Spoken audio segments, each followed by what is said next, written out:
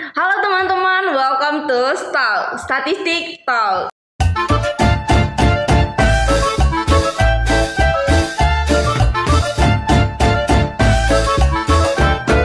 Ya, jadi ini adalah podcast pertama dari HMPS Statistika Universitas Negeri Makassar. Jadi podcast ini akan membahas terkait all about jurusan statistika. Nah, tema kali ini yaitu seluk-beluk menjadi mahasiswa statistika. Nah, sebelum kita lanjut ke pertanyaan dan juga narasumber, mungkin perkenalan dulu sedikit ya. Nama saya Inaya Herani, mahasiswa jurusan statistika semester 5 sekarang. Karena kita akan membahas mengenai seluk-beluk menjadi mahasiswa jurusan statistika dan pengetahuan saya juga masih ecek-ecek lah. Maka dari itu kita akan mendatangkan seorang bintang tamu, sebut saja bintang tamu yang merupakan alumni jurusan statistika yang tentunya pengetahuannya udah lebih lah dari saya. Siapa lagi kalau bukan Kak Vivianti Estad. Halo Kak. Ya, apa kabar Kak? Alhamdulillah baik. Oh ya, social distancing ya. Iya, kalau boleh tahu apa kesibukan tak sekarang? Kalau sekarang sibuk jadi manusia bermanfaat. Ya, manusia bermanfaat. Jadi sekarang itu lagi mengemban amanah ya namanya. Kalau dulu kita pada saat kuliah kan kalau ada kerjaan namanya amanah. Iya. Intinya saya sekarang bekerja di salah satu UMKM yang ada di Makassar yang bergerak di bidang sablon. Nah, pertanyaannya mungkin nih, kenapa jurusan statistika bisa kerja di sana? Ya, banyak. Jadi di sana saya sebagai general affair, sebagai urusan umum, tapi juga diberikan tanggung jawab untuk mengelola datanya untuk perusahaan tersebut. Oh, mantap sekali tuh. Mas langsung saja ya ke pertanyaan pertama. Kenapa bisa masuk di jurusan statistika atau kenapa bisa memilih untuk masuk di jurusan statistika? Pertanyaan yang mungkin hampir ditanyakan di banyak teman saya, mulai dari teman SMA atau mungkin teman-teman yang saya temui di saat saya kuliah. Jurusan statistika itu saya temukan di antara terlalu optimisnya saya untuk masuk jurusan pendidikan matematika UNM dan pesimisnya orang-orang terhadap terlalu optimisnya saya. Mengerti? Jadi waktu saya ingin mendaftar itu saya hanya ingin mendaftar satu jurusan, baik itu SN maupun SBMPTN. Terlalu optimis. Tapi salah seorang guru saya menjelaskan, jangan terlalu optimis, coba buat cadangan, jangan sampai di pilihan pertama itu tidak lulus. Maka pada saat itu statistika UNM untuk pertama kalinya ada pendaftaran 3 jalur, mulai dari SN, SB sama Mandiri. Kan sebelumnya itu angkatan 2013 sama 2014 itu semuanya Mandiri. Kalau 2013 tidak salah ada yang dari matematika kemudian pindah menjadi mahasiswa statistika. Nah, di situ kemudian saya terpengaruh lah ceritanya. Jadi saya pilih statistika sebagai pilihan kedua di pendaftaran SNPTN. Jadi pilihan pertama matematika. Pendidikan matematika UNM. Jadi termotivasi sekali untuk jadi guru ya. Iya, dan memang saya suka sekali matematika pada saat itu, dan cara guru saya untuk meyakinkan saya di situ meskipun sebenarnya berbeda, tapi caranya yakinkan saya seperti ini. Statistika itu sama dengan matematika. Bahkan kalau masuk statistika nanti bisa ambil pendidikan matematika juga untuk dilanjut. Nah, saya percaya dengan itu dan kemudian mendaftar. Namun saya tidak langsung lulus di SNPTN. Jadi saya ceritanya sial angkatan saya belum beruntung lah di sekolah itu. Bukan tidak lulus, tapi karena data sekolahnya kami itu tidak terkirim untuk SN. Jadi satu angkatan itu tidak ada lulus SN. Nah, barulah kemudian saya lulus setelah ikut SBMPTN di statistika, jadi pilihan kedua. Iya. Oh iya. Selanjutnya mungkin bisa ceritakan perjuangannya untuk masuk jurusan statistika ini bagaimana? Perjuangan belajarnya atau bagaimana? Perjuangannya tidak terlalu berjuang sih. Karena kan sebenarnya saya mau masuk juga berat. Kan saya sebenarnya mau masuk matematika. Jadi yang saya persiapkan ya untuk menjadi mahasiswa matematika sebenarnya. Tapi alhamdulillah juga karena diberikan kesempatan masuk di sini, masuk di apa namanya jurusan statistika. Meskipun kalau saya biasanya sebut jurusan statistika, beberapa orang bilang statistika belum jurusan. Iya, intinya disitulah prodi kah atau jurusan kah. Intinya saya bersyukur juga lulus di situ. Nah, perjuangannya untuk masuk SB, ya saya pelajari soal-soal SB di tahun sebelumnya seperti itu. Tidak ada hal-hal khusus yang saya lakukan. Kalau dari orang tua tak bagaimana Kak tanggapannya mengenai jurusan ini? Ya, jadi kan biasanya kan saya dari kampung. Nah, di kampung itu biasanya mereka pikirnya sekolah itu ya kerja jadi guru. Nah, pada saat itu saya yakinkan pada saat saya lulus, jadi saya tidak kuliah untuk jadi guru ya Mak. Jadi mungkin saya nanti bisa kerja di perusahaan atau buat bisnis atau bisa juga jadi PNS Mak, tapi bukan jadi guru. Jadi saya yakinkan seperti itu. Oh, kalau dari orang tua sendiri maunya jadi guru. Pikirnya sayanya akan jadi guru, tapi mereka tidak membebani saya bilang saya harus jadi PNS, saya harus jadi guru, tidak. Jadi tetap diberikan kebebasan kepada saya untuk memilih seperti itu. Iya.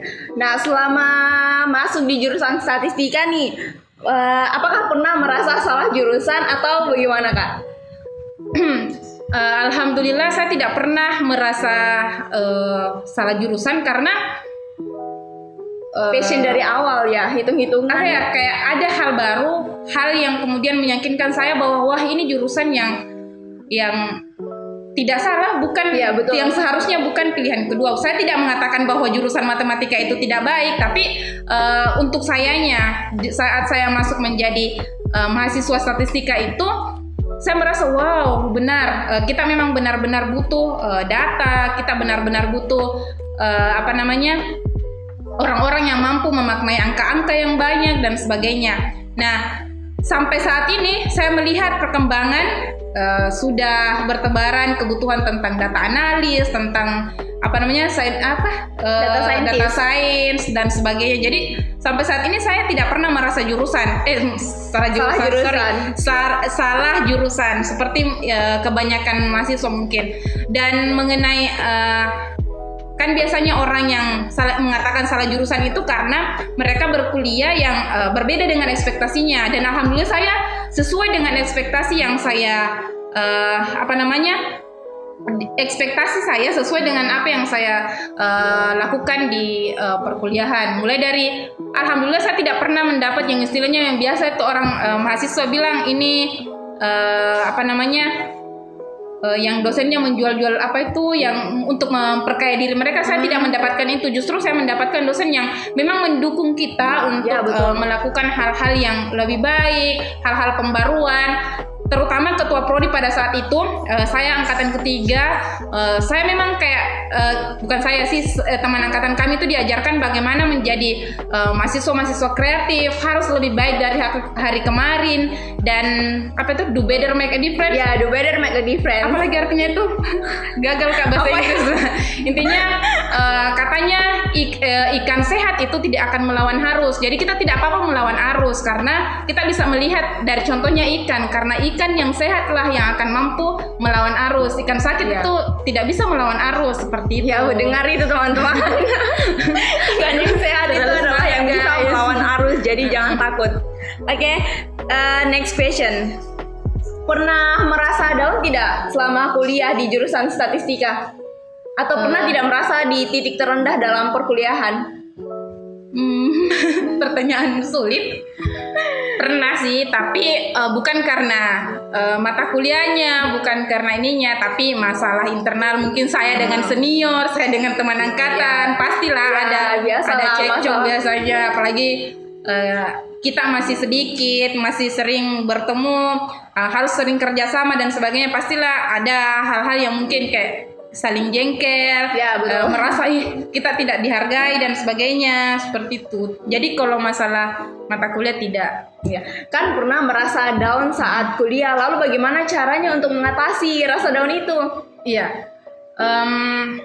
Pada saat itu kalau contohnya ya misalnya saya cekcok dengan beberapa teman angkatan mungkin atau dengan kakak senior, apa ya, kayak Tuhan memang mengirimkan lagi senior yang kemudian menyadarkan bahwa itu hal biasa dalam proses kerja tim, itu hal biasa dalam proses apa ya namanya, kalau kita sering komunikasi itu hal biasa. Jadi jangan terlalu dibawa ke hati. Ingat kita di sini keluarga. Iya, itu karena memang mungkin karena kita keluarga bisa jadi ada banyak irisan, tetapi ada keluarga lain yang kemudian mengingatkan kalau kita ini keluarga, kalau kita ini harus bersatu, saling merangkul ya. Iya, karena kalau kita terpecah di dalam yang pada saat itu masih 3 angkatan yang nggak cukup 100 orang, kan susah untuk meyakinkan orang-orang bahwa statistika itu memang bisa ada di tengah-tengah masyarakat MIPA lebih kecilnya, secara umumnya di masyarakat UNM. Nah, kalau boleh tahu nih, selama kuliah ada tidak pelajaran favorit yang disuka dan pelajaran yang susah? Ada tidak? Pasti ada lah. Pertama itu pelajaran yang paling susah. Jadi pertanyaan yang paling susah sebenarnya mungkin orang di luar statistika bilang semua mata kuliah statistika ya, itu susah karena mereka tidak punya passion di bidang itu. Mungkin mereka belum terlalu mendalami. Tapi kalau saya ditanya yang paling susah itu rancangan percobaan itu yang dan saya sudah mempelajari itu. Jadi rancop itu yang kayak kita tidak langsung menganalisis, kita mulai dari awal. Oh ini RAL, oh ini RAL dan sebagainya. Jadi kayak kita harus mulai dari awal merancang bagaimana pengambilan sampelnya.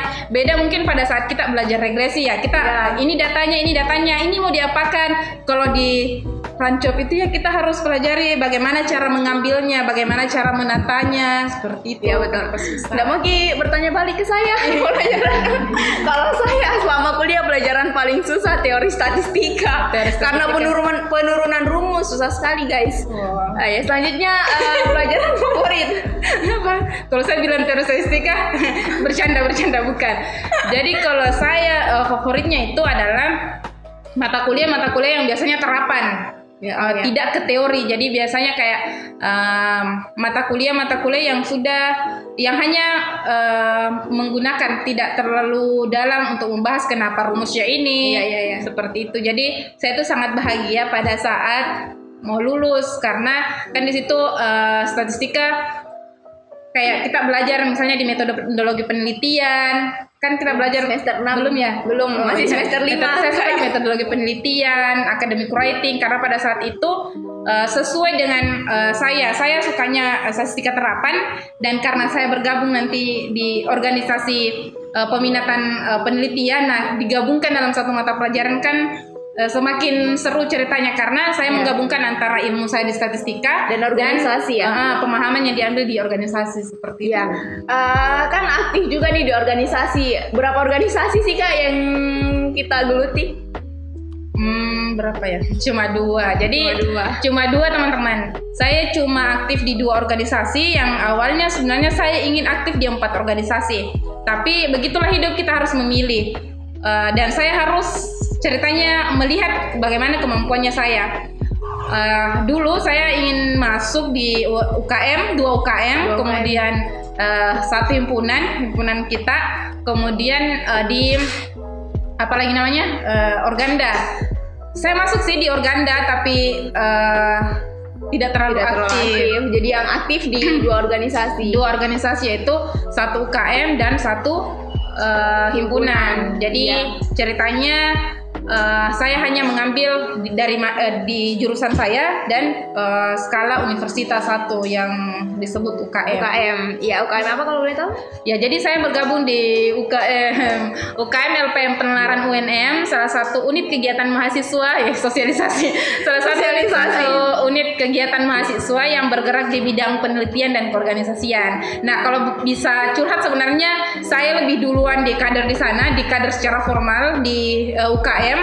Karena pada saat itu statistika FMIPA UNM itu masih di tahap pembangunan. Di tahap membangun bagaimana bagusnya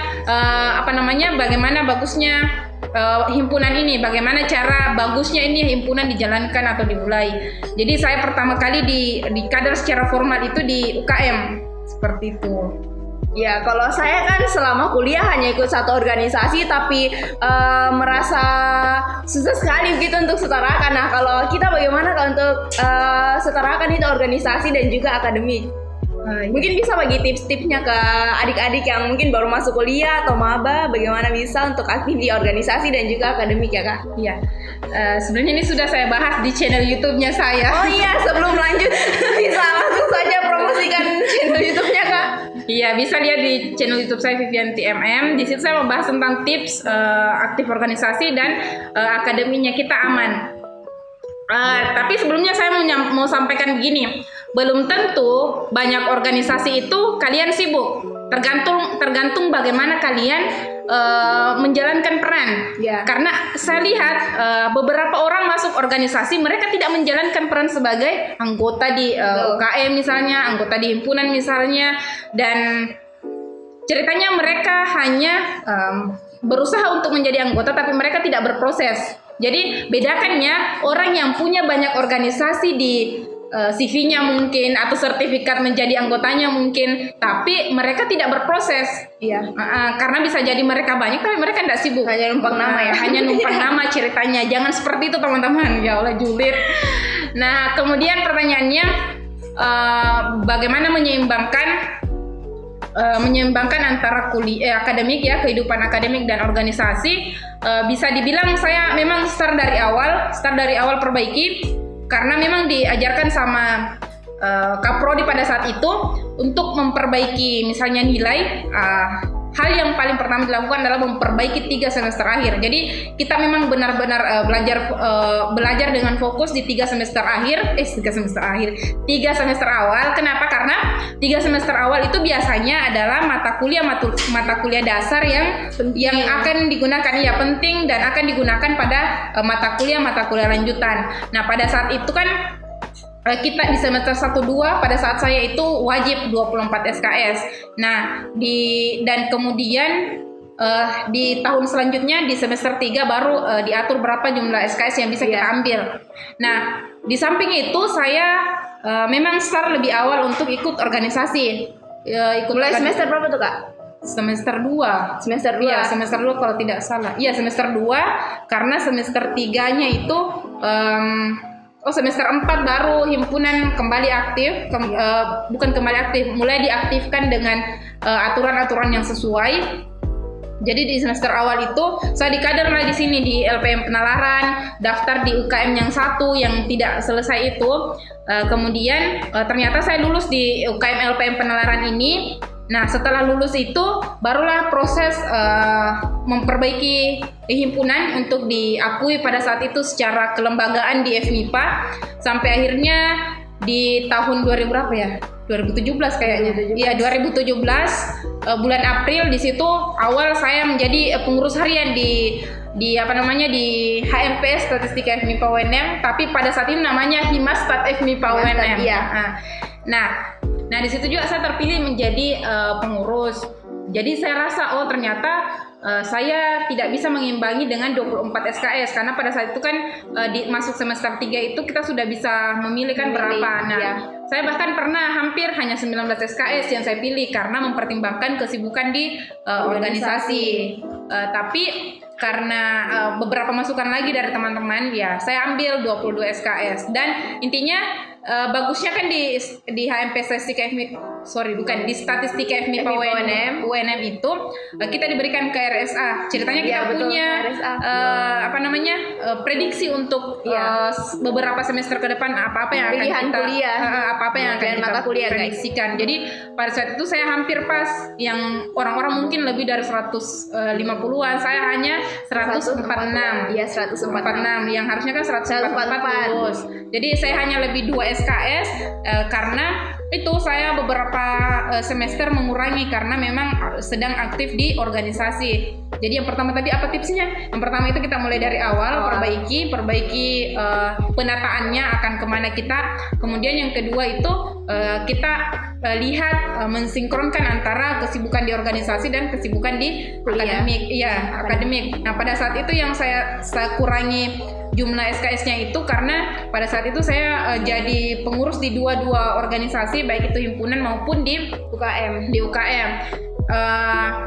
Namun pada saat kita memilih untuk aktif organisasi itu kita harus rela mungkin menghilangkan waktu-waktu yang bercandaria yang tidak terlalu penting terhadap teman-teman, atau mungkin waktu istirahat, waktu tidur, karena jadi selama kuliah rapat apa namanya kura-kura tidak jadi tidak rapat terus juga sih, tapi kan kalau 2 lembaga pada saat itu ya biasanya saya atur, karena kan untuk menjadi anggota yang baik atau pengurus yang baik ya harusnya kita menjadi datang menampakkan diri pada saat itu, karena pada saat itu bukan pandemi, tidak ada istilah datang online dan sebagainya. Masih offline ya?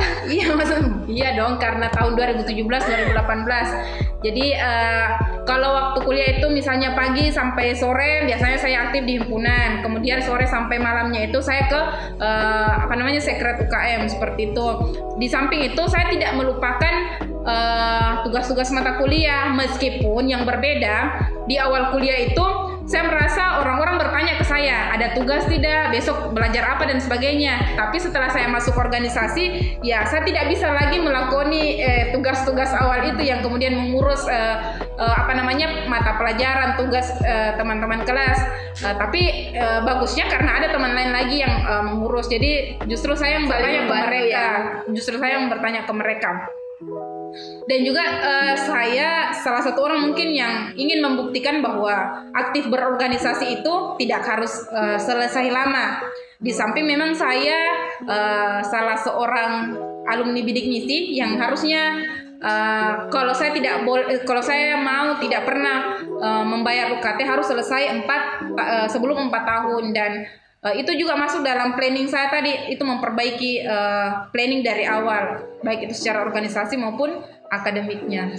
Kalau boleh tahu berapa lama kuliah di jurusan statistika? Berapa lama? Jadi saya lulus 3 tahun 10 bulan. 3 tahun 10 bulan. Jadi itu teman-teman dengar baik-baik tips dari Kak Vivi ini karena sangat berguna selama masa kuliahan.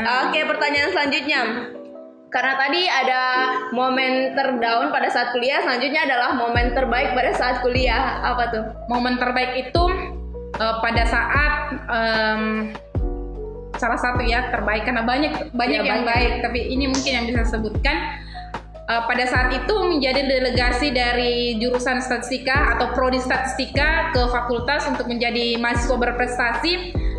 Kenapa? Karena syaratnya pada saat itu yang mungkin mungkin banyak yang lebih pintar dari saya atau lebih paham tentang teori statistika dan sebagainya, tapi saat itu ada syaratnya yaitu karya tulis ilmiah. Nah, pada saat itu yang punya karya tulis ilmiah hanya beberapa orang, dan didoronglah sama teman saya saja. Dalam bahasa Makassarnya kita mah jadi maju mah seperti itu. Jadi saya kumpul lah itu dengan tanpa pernah berpikir bahwa saya akan terpilih menjadi mahasiswa berprestasi tingkat fakultas yang ketiga pada saat itu. Dan alhamdulillah itu diumumkan kalau tidak salah di pembukaan salah satu kegiatan himpunan yang PD3 datang, tiba-tiba disampaikan katanya Prodi Statistika berhasil mendelegasikan mahasiswanya untuk menjadi Mawapres 3 FMIPA UNM. Jadi wah, saya kayak kaget tiba-tiba disebut sama WD 3 di depan podium. Pada saat itu ada kegiatan di depan pembimbing PA saya dan di depan Kaprodi seperti itu. Jadi itu salah satu momennya. Kemudian yang kedua ya, lanjut silakan. Durasi masih panjang kan. Jadi yang kedua itu momen yang menurut saya salah satu yang paling terbaik adalah bisa menyaksikan proses MUMAS pertama yang diakui secara kelembagaan di FMIPA. Ya, jadi teman-teman, MUMAS itu adalah musyawarah mahasiswa. Jadi musyawarah mahasiswa ya. Jadi kenapa saya mengatakan salah satu momen terbaik, karena saya melihat kondisi itu yang tidak seperti MUMAS biasanya yang jalan lancar. Saya justru melihat beberapa kondisi yang kita benar-benar harus menyingkirkan ego dari teman-teman yang bukan teman jurusannya kami. Jadi ceritanya kita jadi orang paling depan untuk memperjuangkan himpunan pada saat itu. Tapi kalau dibilang saya belum apa-apa banget di situ, karena saya masih angkatan ketiga. Saya baru punya 1 adik, dan yang paling di depan itu ada senior, ada 3 senior pada saat itu, dan saya lihat benar-benar bagaimana mereka menunjukkan kepada kami bahwa kita tidak boleh memasang ego untuk lembaga. Kalau misalnya kita harus turun menjadi kader baru, dikader oleh jurusan-jurusan lain, dari bahkan junior dari jurusan lain, itu tidak apa-apa. Yang penting himpunan diberikan kesempatan untuk kemudian bersinar kembali di MIPA, seperti itu. Jadi saya sangat bangga salah satunya. Sangat termotivasi sekali ya. Jadi yang teman-teman himpunan sekarang, utamanya di statistika MIPA UNM, ya jaga himpunan, karena ada banyak orang yang kemudian pernah mengorbankan dirinya ceritanya, menurunkan egonya untuk bagaimana himpunan bisa dimulai dan bisa dirasakan oleh teman-teman sekarang, seperti itu. Iya, jadi himpunan yang sekarang itu terbentuk karena ada perjuangan oleh senior-senior kita di belakang. Iya. Pertanyaan selanjutnya, karena tadi ada perjuangan untuk masuk jurusan statistika, selanjutnya adalah perjuangan untuk wisuda nih. Mungkin bisa jelaskan perjuangan selama menyusun skripsi dan sebagainya, Kak? Di channel saya juga di channel saya juga ada sekali lagi jangan lupa subscribe channelnya saya, bercanda ya. Nanti Kak dibilang mau jadi narasumber karena nggak apa-apa sekali menyelam. Santai ya. Terima kasih pertanyaannya. Jadi pertanyaannya terkait bagaimana saya kemudian berproses untuk keluar. Rencana awal saya yang gagal sebenarnya, saya mau lulus 3 tahun 5 bulan 3 tahun 6 bulan ya, jadi 3,5. Tapi saya tidak lulus 3 tahun 6 bulan karena awalnya saya berniat selesai sebelum KKN. Sebelum KKN itu saya mau proposal, tapi ternyata sampai KKN saya tidak proposal. Saya baru proposal setelah KKN. Perjuangannya itu saya dibilang cepat sih, tidak terlalu ribet, dan alhamdulillah saya dapat pembimbing yang sangat terbuka terhadap pembimbing sangat berpengaruh. Iya, pembimbing sangat berpengaruh. Ya, jadi pada saat itu kayaknya tidak berjalan 2 bulan dari proposal sampai yudisium. Jadi tidak terlalu cepat sekali berarti. Iya, tidak terlalu lama proses penyusunannya. Kan kalau di statistika memang sebenarnya kalau kita mau skripsi, ini juga tips. Jadi tentukan metode, tentukan data yang kemungkinan akan jadi datanya kita. Kemudian kan biasanya kita harus pakai aplikasi inilah dan sebagainya. Nah, kita harus pastikan itu adakah orang yang bisa kita tempatin untuk bicara atau untuk minta sintaks dan sebagainya. Nah, kita pastikan itu. Nah, kalau kita aman di sini, kita tahu kita akan menggunakan metode apa, kita tahu menggunakan data apa, dan kita tahu sintaks apa. Menurut saya insya Allah aman skripsinya. Pada saat itu saya belum proposal, saya sudah ancang-ancang datanya saya. Meskipun ada beberapa kali mengubah data, kan biasanya kita menggunakan data sekunder, ya data yang diambil dari dinas. Pada saat itu saya menggunakan data dari pengunjung Benteng Fort Rotterdam. Sebelumnya itu ada banyak data yang kemudian saya tawarkan kepada pembimbing, tapi ditolak karena ada beberapa alasan, misalnya sudah ada yang teliti dan sebagainya. Sampai akhirnya saya diputuskannya ini ambil. Kemudian untuk analisisnya saya gunakan Fuzzy Time Series. Fuzzy Time Series yang menggabungkan antara metode time series dengan logika Fuzzy. Tahu kan logika Fuzzy? Jadi logika Fuzzy itu, kenapa saya bawa materi? Jadi intinya peramalan dengan menggunakan data runtun waktu yang menggabungkan antara logika Fuzzy pada saat itu. Nah, saya kenapa sangat berani mengajukan judul itu karena di mata kuliah sebelumnya, kalau tidak salah mata kuliah bisnis. Nah, saya sudah belajar itu. Jadi pada saat itu di mata kuliah bisnis kita diberikan kesempatan untuk memilih analisis apa yang akan kita gunakan untuk peramalan. Nah, pada saat itu saya memilih itu dan saya rasa itu cocok dengan saya. Jadi saya berani mengajukan itu ke Pak Kasim. Selain itu, ini yang salah di saya karena awalnya saya tidak mempersiapkan aplikasi atau sintaks yang akan digunakan. dan menurut saya itu juga bisa menjadi hal yang paling berdampak untuk anak statistika pada saat menyusun skripsi. Karena pada saat itu saya ingat sekali, sebenarnya kalau hasil saya sudah dapat, tapi saya harus menunggu kurang lebih 2 minggu untuk mencari sintaks yang cocok untuk dianalisis di R. Tapi alhamdulillah dapat sih, ceritanya kita dapat hal yang luar biasa lagi karena kita diberikan tantangan dari pembimbing. Makanya sekarang saya berani mengatakan bahwa ada 3 yang perlu teman-teman persiapkan. Teman-teman punya metode yang ingin dianalisis. Ceritanya kita tahu dengar itu teman-teman. Tahu lebih dulu. Kemudian kita punya ancang-ancang data. Jadi kita jangan memilih data yang memang akan mempersulit, sudah dari awal mempersulit kita. Kemudian yang ketiga itu apa tadi, yang sintaks dan aplikasi apa yang akan digunakan, karena jangan sampai kita mengambil aplikasi atau sintaks yang akan digunakan itu yang sulit, masih jarang orang yang gunakan. Jadi nanti prosesnya kita pusing sendiri, tidak ada yang bisa membantu karena memang dari awal kita tidak mencari. Jadi harus dipastikan lebih awal. Iya, jadi itu tadi tips-tips dari Kak Vivianti Estat. Kalau saya masih Ina Herani, belum ada estatnya. Mungkin itu saja yang dapat kita sampaikan kepada teman-teman, yang dapat kita bagikan. Mungkin bisa di follow Instagramnya apa? Ya, @favivi4. Ya, nanti ada di bawah ini dari @inayahchry. Kemudian jangan lupa subscribe YouTube himpunan saya. Dan kemudian apa? Dan YouTube-nya Kak Vivi. Ya, kalau mau tahu tentang pelajaran-pelajaran statistika. Sampai jumpa di podcast selanjutnya. Dadah.